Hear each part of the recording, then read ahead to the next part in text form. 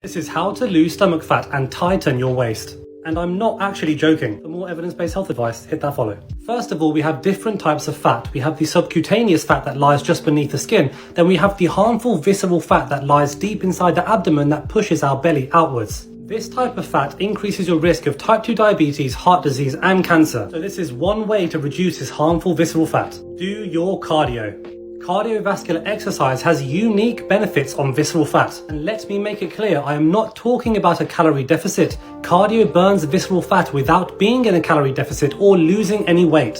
This meta-analysis on 117 controlled studies found that both the dieting and exercise groups lost visceral fat when weight loss was achieved. But cardio also burns visceral fat without any weight loss, whereas the dieting groups could only lose visceral fat when they lost overall body weight. This shows that losing stomach fat is not all about creating a calorie deficit. It's much more complex than that.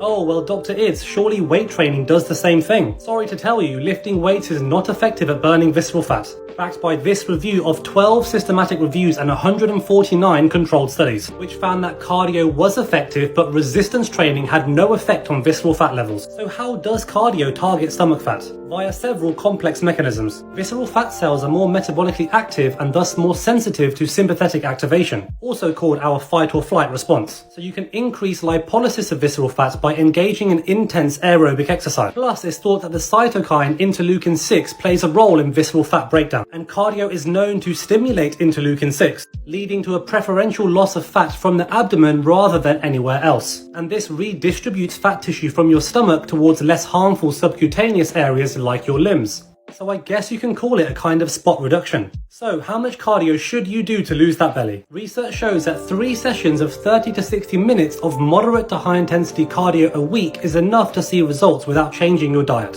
And usually the higher the intensity, the better the results. So the point is, if you want that belly to go, do your cardio.